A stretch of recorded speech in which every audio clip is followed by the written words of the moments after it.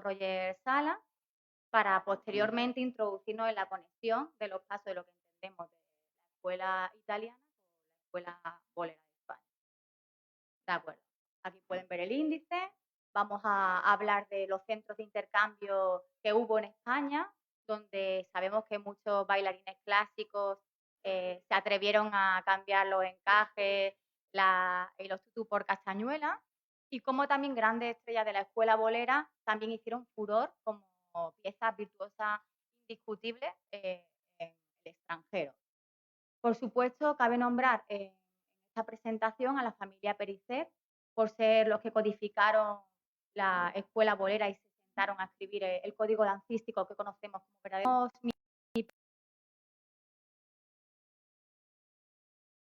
Parte con la conexión de la escuela bolera y la escuela Cecchetti, extraída la idea del bolero scoot de la investigadora Marina Grut, buenísimas bailarinas, que interpretarán una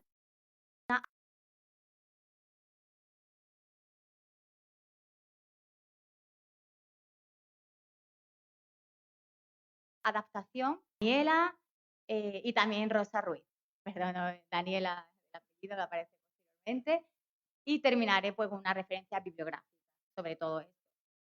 En primer lugar, comentarles a todos, si le voy dando tiempo, comienza la gestación de la escuela bolera como tal.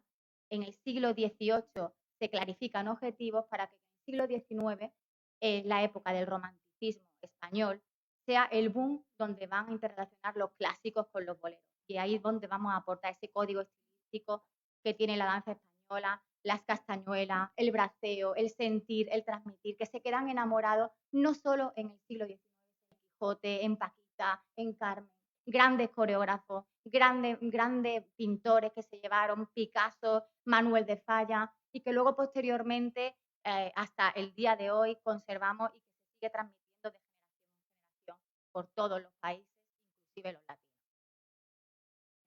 Vamos a ver, una vez explicado lo que es a grandes rasgos, muy grandes rasgos, la escuela bolera como rasgo español, con sus quiebros, sus torsos, podemos decir que el bolero sustituyó a la seguidilla. En un principio eran la seguidilla y el fandango los que predominaban para luego coger poder el bolero. ¿Y por qué el bolero? Porque el bolero, las personas eran virtuosas. Cuando van a Sevilla también encontramos y venían a aprender a la Academia del Maestro Realito. Todos los clásicos en la época del romanticismo, en el siglo XIX, se enamoraron de nuestra preciosa danza, que es la danza española, escuela bolera, base del verdadero ballet.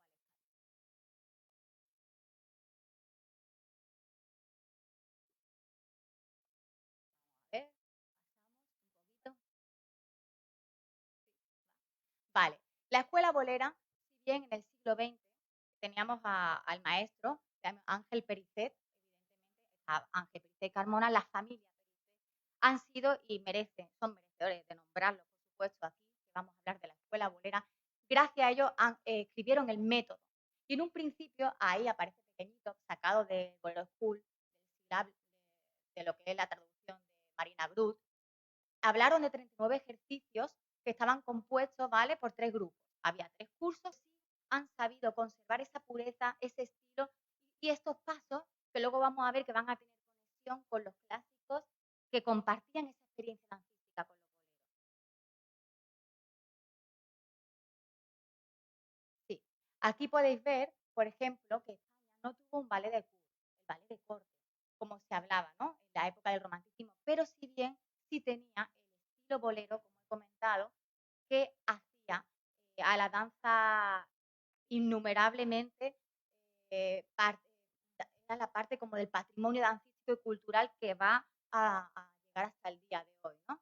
Y como he dicho, una danza virtuosa, donde vas a ver nuestra bailarina Rosa Ruiz va a interpretar ese baile de palillos, ese garbo, ese quiebro, esos esfuerzos que van a hacer características a esta danza. La escuela bolera no es danza clásica, si bien sí tiene una técnica básica, que lo hacemos académico, por supuesto, y que le da su estilo. Y no podemos olvidar ese toque de palillo que muchísimos grandes bailarines intentaron imitar, como Fanny Esler, la cachucha, y lo tenemos incluso la la mismísima Ana Paulova. Pero no fue tan fácil, no llevaron a dominarlo tanto, incluso se quitó luego del propio repertorio dancístico clásico.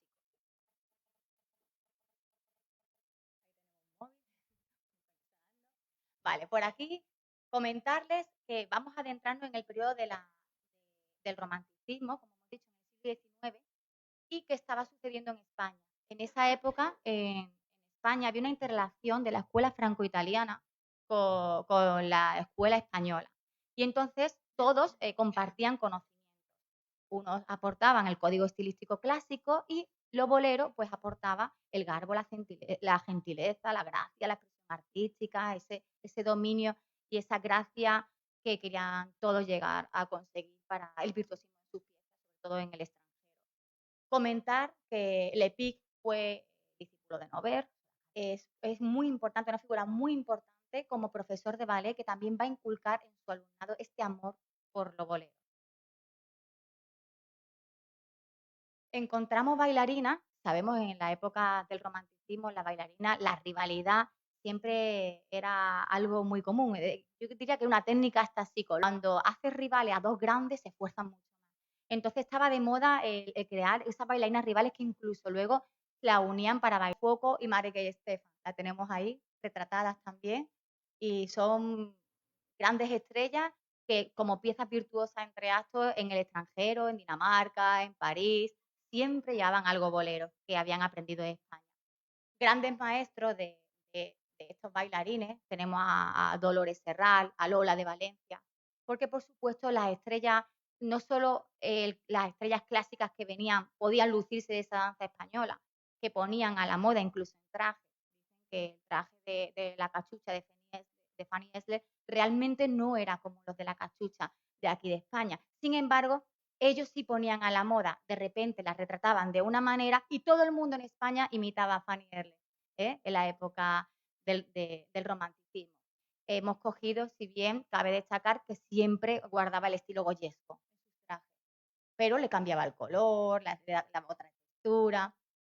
Otro foco importante, no solo está Sevilla, está Madrid, está Málaga, hemos dicho, por supuesto está Barcelona. Y entonces en Barcelona teníamos figuras como Dolores Serral y Mariano Camprubí. También dieron la vuelta. Maestros como Monet, por ejemplo, que pintaban y retrataban a artistas como Fanny Esler, Carlota Grisi, ¿vale? Todas ellas muy, muy importantes figuras del romanticismo. Para no alargarme demasiado, concluir que hubo una contra los estudios, la relación que tenían entre pasos. Aquí tenemos los pasos que van a interpretar nuestras chicas y bueno, pues con muchísima ilusión es una adaptación que espero que disfruten. Gracias.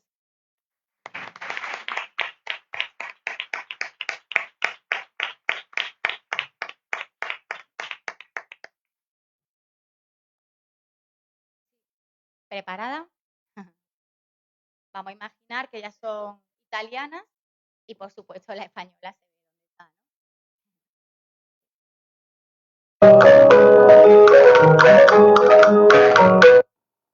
Pifla y pas de bourrée.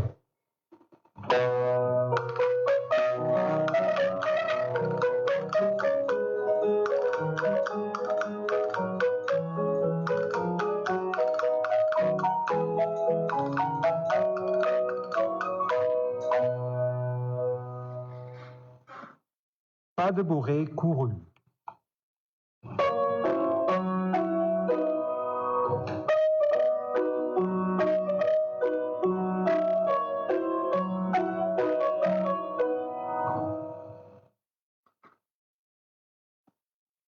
Escobilla hacia adelante, 3 destaques y vuelta quebrada.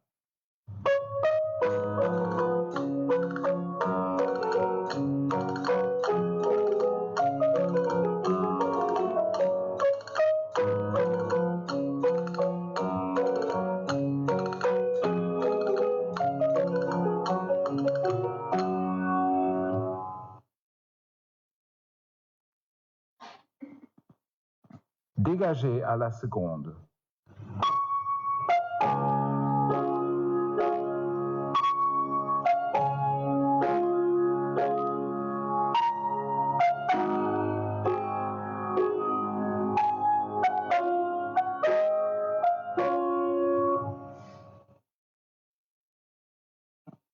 vuelta de vals.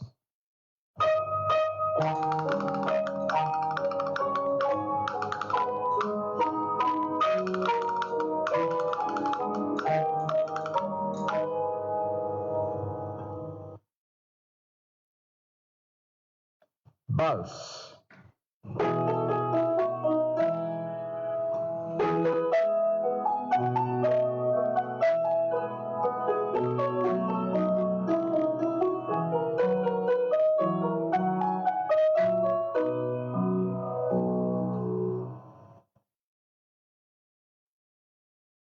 Retortille 2 pasos de basque y vuelta fibraltada.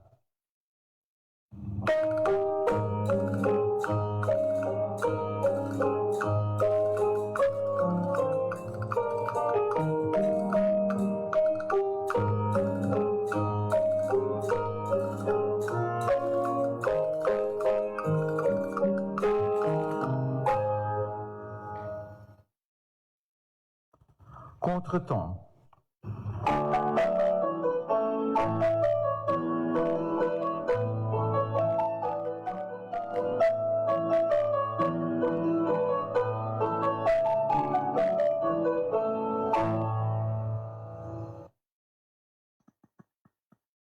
Vuelta de vals, batararana y vuelta con destaque.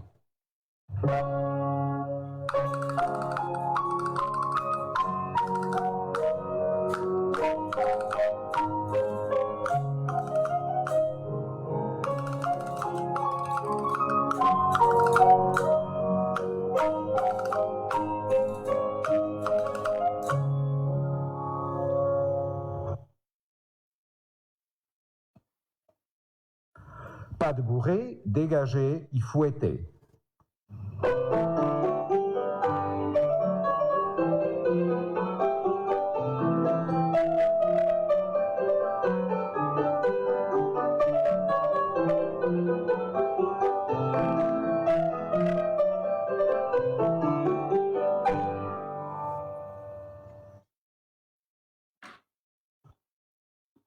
Cuatro balones, 2 pas de basque y vuelta fibraltada.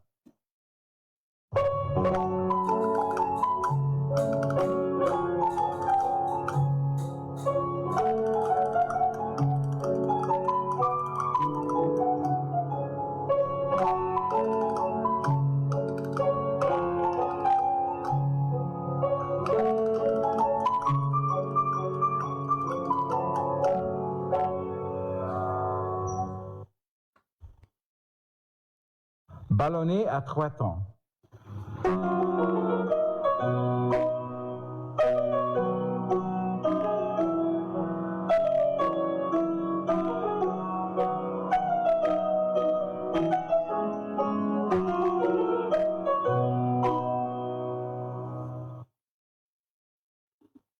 Rodazanes en vuelta.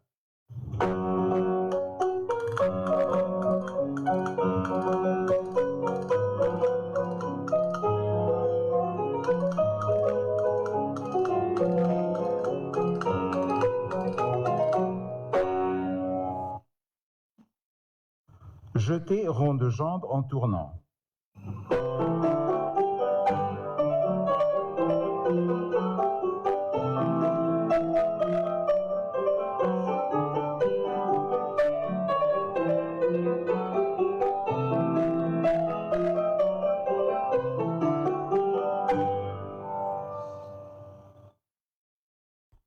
Fouetté.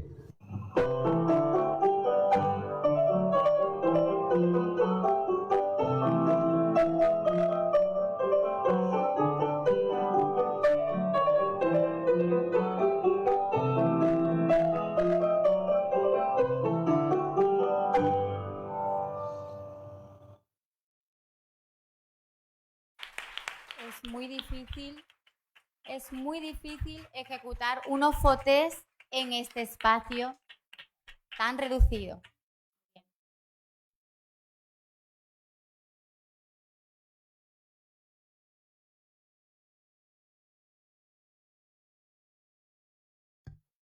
Muy bien, pues normalmente no nos preguntamos acerca de la metafísica en la danza y lo que os invito a que hagamos es que recorramos una reflexión juntos y reflexionemos acerca de eso que normalmente no consideramos.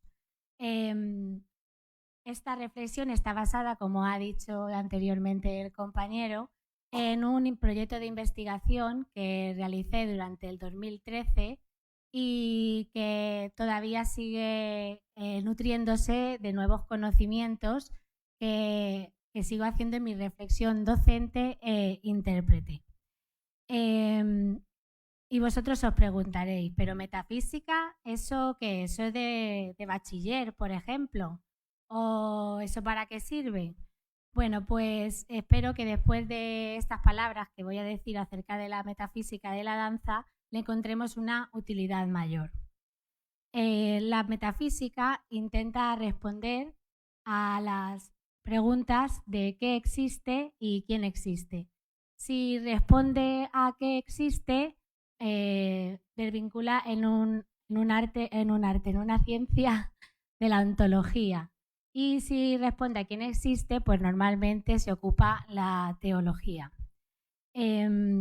Lo que a mí me movió a interesarme por todo esto es cuando te preguntas qué es la danza y le preguntas a la gente, oye, para ti, ¿qué es la danza? Y te dicen, pues yo creo que es la expresión del alma mediante el movimiento. Y digo, ¡guau, qué bonito! ¿Pero qué es el alma?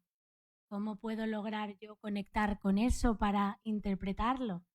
Y me mueve pues como docente y también porque estamos muy pendientes muchas veces de los parámetros técnicos y no llegamos a expresar. Y a lo mejor en clase nos dicen expresa, pero ¿cómo expreso? ¿No? Entonces eso es lo que a mí me movió. Y desde un vago análisis estructuralista, gracias, un vago análisis estructuralista del arte de la danza, desde lo que sería la capacidad expresiva desde la semiótica, podríamos decir que la danza contiene unos parámetros técnicos que englobarían todo lo que ha estado hablando Leticia, el arte de la narrativa, la técnica de la danza, la coreografía. Después tendríamos, como en todo hecho comunicativo, unas interferencias o ruido y después unos lenguajes intencionales, que son los que el bailarín quiere expresar algo, y otros no intencionales que se supone que dotan al arte de la danza de lo humano. Pero a mí lo que me llamaba la atención era eso que conocemos como duende, poética, qué gracia tiene, qué excelencia artística, el alma, y eso estaba englobado en estos dos parámetros, digamos que los lenguajes intencionales que tiene el bailarín y luego como humano, pues esos errores que vienen. Pero no obstante, yo seguía diciendo, pero esto del alma, ¿qué es? Es que no lo puedo entender desde lo físico, necesito ir más allá de lo físico. Y es por eso, gracias. Es por eso que lo que encontré que podría ser mi medio de estudio sería la metafísica, si traducimos meta como más allá. Entonces estaría utilizando un medio correcto para lograr encontrarme con mi objeto de estudio. Realizando búsquedas en bibliotecas universitarias, también en la búsqueda en Google Academy y eso, pues lo que encontré fue un artículo que se llamaba exactamente La metafísica de la danza, de un escritor vasco que hablaba de un festival folclórico que había habido en Navarra y él determinaba que la danza era movimiento ajustado al ritmo. Y cuando hablaba de movimiento quería decir que era energía, en tanto que Aristóteles dice que podemos dividir el movimiento en energía o entelequia. Y la entelequia tiene un fin en sí mismo y la energía no tiene un fin en sí mismo. Además, es como un constante movimiento, si os dais cuenta, la danza es como diferentes esculturas en el espacio-tiempo. Entonces sería como diferentes pasajes del acto a potencia. Cada vez que llega una escultura, de momento es potencia para un nuevo movimiento que se convierte en otra escultura y así sucesivamente. Y esto es lo que dotaría de vida, de impulso de vida al arte de la danza. Todo esto consistiría mi marco teórico, en realidad. Después es ajustado al ritmo, es ajustado porque es algo práctico. Entonces, dentro de la división que hacía Aristóteles del arte en praxis y poiesis, pues es algo que se produce pero que no imita a algo más que al humano. No imita, por ejemplo, a un, no sé, cualquier objeto. Entonces, siguió el razonamiento y dijo, es ritmo, y el ritmo, etimológicamente, viene de la palabra ruo, y la raíz de ruo es ru, y esto quiere decir fluir. Y él lo diferencia del compás porque piensa que es un ritmo interno dentro del intérprete. Y ya él puede llegar a un éxtasis, por ejemplo, en la interpretación y quedar separado, pero dentro de sí mismo sigue un movimiento interno y no tiene por qué supeditarse, si no quiere, al compás. Aunque está claro que si queremos transmitir con el compás, vamos a usar el compás. Después encontramos otros antecedentes de la época moderna. Estamos hablando ya de cuando, antes de que empiece toda esa revolución de los ismos, ¿no? Encontramos a Del Sartre, que hablaba de que había una ley de la Trinidad y habla de alma, habla de espíritu, habla de vida y que todo eso es una unidad. Ahí os he puesto unas imágenes de su método y los gestos que utilizaba. Después también hablaba de que la manifestación del ser se podía hacer de 3 tipos diferentes. Lo podían hacer a través de los sentidos, a través del intelecto o a través del corazón, al que le daba una carga más moral. Después también, como marco teórico, encontramos a Dalcroze, que habla de que el arte de la danza, si no es para expresar un sentimiento, emociones humanas, es puro divertimento y no sería arte de la danza, entendido.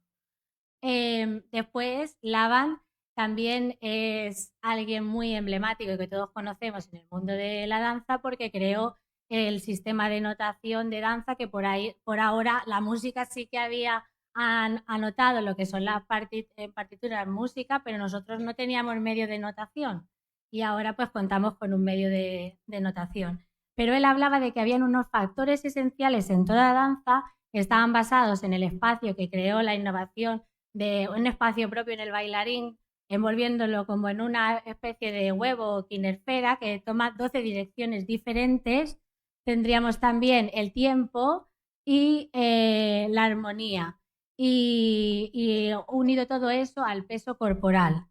Hablaba también de 2 movimientos básicos, uno que sería en expansión o hacia adentro, en recogimiento, y otro que sería como haciendo un infinito, que sería un movimiento más continuo. Y unido todo eso a los elementos que hemos hablado anteriormente, espacio, tiempo y armonía, nos daría la variedad expresiva. El movimiento es la expresión visible de un sentimiento y la danza es el medio a través del cual el ejecutante nos dice las cualidades. Entonces es por eso que se ha dicho aquello de que uno baila como es. Pues se debe también a lo que Laban ha aportado.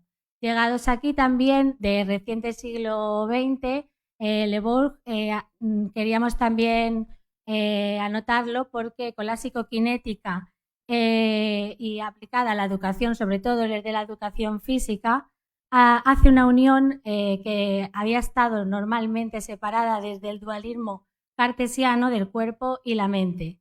Entonces nos parecía representativo, ya que como medio expresivo necesitamos unirlo, si no, no podemos expresar.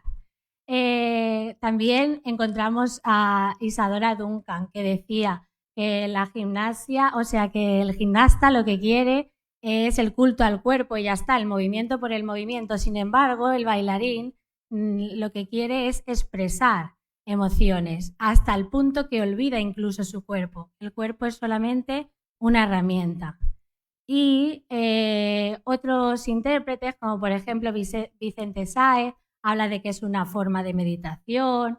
Tenemos también a la emblemática Alicia Alonso, que habla de que la danza es la esencia de la palabra. También Gades, que decía que es lo que liga un paso con otro, el entrepaso. Y decir que es de una de las manifestaciones más antiguas, según el historiador Bonilla, y está abierto el debate de si fue primero la música o fue primero la danza. Nosotros tiramos para la danza. Después tenemos también al crítico, investigador y escritor mexicano Dallas, que habla de que no es cualquier movimiento danza. Si no tiene una carga de significación del gesto, que se le impone el mismo intérprete, no es danza. Entonces, llegados a este punto, tuve que concretar estos antecedentes, que era mi marco teórico, y concreté mis objetivos de investigación. Quería saber si había una fundamentación de la dimensión metafísica y me basé en analizar, ahora que ya sabía lo que los bailarines decían, pues la historia, y quería saber qué aspectos entonces englobaría esta dimensión. Y esto está en las cuestiones de investigación también plasmado, y también quería saber cómo influye en las demás ciencias, en la estética, pues quería saber. Después, claro, esto es una investigación hermenéutica, se trata de que he interpretado textos, entonces voy a dar también mi posición al respecto de los textos interpretados. Me he basado en diferentes autores. En Occidente he analizado textos históricos sobre la metafísica, sobre la estética, sobre la danza, y he considerado la danza en tiempos más metafísicos. En Occidente me he ido a Grecia, puesto que ahí todavía no se había dado aquella muerte de la metafísica desde quizá Kant, y me parecía más interesante porque si no me iba a perder, es muy amplio. Y todos estos autores son los que he usado, que son más bien historiadores, y algunos son los que están en el debate actual. Y en Oriente, claro, hablar de Oriente y Occidente es bastante impreciso, son diferentes culturas, pero la cultura que escogí fue la de la India, porque los Vedas creo que son de lo más antiguo que existe como patrimonio mundial, porque estamos hablando de que se compusieron en el segundo milenio antes de Cristo, si bien cuando se comienzan a escribir a partir del 1500 antes de Cristo. Pero todo Veda tiene un Upanishad al final, que es una gran enseñanza, y sería contemporáneo a Grecia, porque sería alrededor de el 600, 400 antes de Cristo, y entonces estaríamos analizando algo contemporáneo, ¿no? Pues entonces comencemos. Vamos a hacer como una comparativa un poco. Yo creo que de Occidente sabemos más, vamos a ir con una línea un poco más hacia Oriente. Entonces, vemos estas dos imágenes y son prácticamente iguales, ¿no? La imagen de mi derecha es de Grecia, y la imagen de mi izquierda es hindú. En el saber de la antigüedad, tanto de Grecia como de la India, ellos explicaban las fuerzas naturales mediante los mitos y los dioses. Pero llegó un momento en el que ya aparecieron los primeros sofistas, tales de Mileto, Anaximandro, pitagóricos, y dijeron no, ya no nos vale, lo que nos vale es el raciocinio, no queremos más cuentos ni mitologías, esto es lo que nos vale. Sin embargo, en la India no hicieron tal genocidio, lo que hicieron es un cambio de perspectiva, y vieron que detrás de toda esta multiplicidad de este mundo fenoménico de los sentidos, quizá hubiera un mundo de trasfondo que sostenía ese mundo al que llamaron Brahma, que es como una conciencia que está más allá y es el fondo del ser. Es como lo que lo que se intenta en la ciencia moderna, pasar de algo múltiple, saber lo que es en una unidad, ¿no? Entonces sería lo que está presente en todo. Un poco para que nos hagamos una idea, es algo así como lo que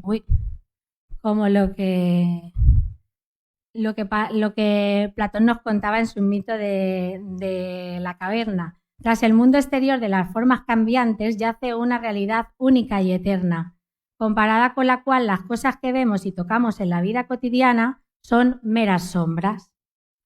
Entonces, esta idea de lo uno y lo múltiple, es decir, la esencia y luego lo múltiple por otro lado, lo encontramos en Sócrates, cuando habla de que quería encontrar lo universal, es decir, que lo que hace que dos cosas sean lo mismo, que la podamos llamar del mismo modo.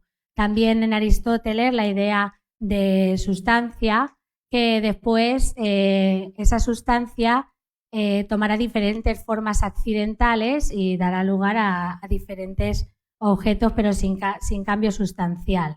Después tenemos a Descartes, que si consideramos res como la traducción de sustancia, aunque él haya hecho la división tripartita de cogitans, extensa y infinita, podríamos decir que ha utilizado el mismo vocablo por algo. Y en la ciencia actual encontramos que hay toda una problemática acerca de la teoría del todo, que lo que quieren encontrar es una teoría que lo explique todo con algo, pero todavía no hemos encontrado eso. Sin embargo, hacia ahí caminamos. Y Brahma, si lo analizamos desde la etimología para entenderlo un poco mejor, viene de la raíz bri. Y la raíz bri es crecer y ampliarse, un poco como si fuese un vasto océano, en donde hay corrientes y olas y toman diferentes formas, pero todas forman parte de un mismo ser. Esta idea la podríamos encontrar en el pensamiento occidental en Schopenhauer, cuando nombra al neúmeno, que es el mundo, que sería el mundo esencial que no podemos captar, según Kant, él lo nombra voluntad. Entonces, todo esto son impresiones que como una poética muy bonita que a la ciencia tan sofisticada le queda corta, pero sin embargo ellos, los sabios de las Upanishads, que escribieron las Upanishads, hicieron una ciencia que es la ciencia del ser supremo, si entendemos que avidya es ciencia, aunque también es ignorancia, y Brahma como lo supremo. Lo particular de esta ciencia es que tanto el objeto como el medio de estudio es lo mismo. Entonces, lo diferencia. Sin embargo, ellos lo que querían saber es qué es qué relación hay entre el conocedor y lo que conoce. ¿Hay algún hilo que quede detrás de continuidad en estas cosas que van cambiando, como sentimientos, pensamientos? Entonces, supongamos, por ejemplo, el mundo del día a día y el mundo de los sueños. En el mundo del día a día tenemos coches, árboles, casas, pero en el mundo de los sueños no. Lo que hacemos es que mediante las impresiones que hemos captado durante el día, luego creamos nosotros en nuestra psique estos objetos. Entonces, ¿qué es lo que perdura ahí? Las cosas no son las mismas. Sin embargo, hay algo que perdura y lo que perdura es el observador. El observador es como una matriushka que tiene diversas capas, en donde encontramos que los sentimientos, las emociones, la voluntad, todo eso serían las diversas capas que componen lo que en Occidente se conoce como ego o mente. Y lo que hicieron estos sabios es que trascendieron esas capas y llegaron a una conciencia de un yo por encima de ese ego, que sería, bueno, esto de la personalidad humana sería Atma. Entonces, Atma ya no es Brahma, pero sin embargo, en un estado meditativo puedes llegar a conectarte con ese océano que hemos visto antes y serían como las dos caras de una misma moneda, aunque una es individual y la otra parece que sea como el software del universo, por así decir. Lo que pasa aquí en Occidente es que nuestra tradición mitológica nos pone a lo que es esa idea de absoluto y divino fuera de nosotros mismos. Y la tradición hindú la pone adentro. Pero este debate está abierto ahora con la teoría de coherencia, por ejemplo, o múltiples mentes, aunque aún hay un debate muy abierto sobre la identidad, porque quién es el que observa, qué es lo observado.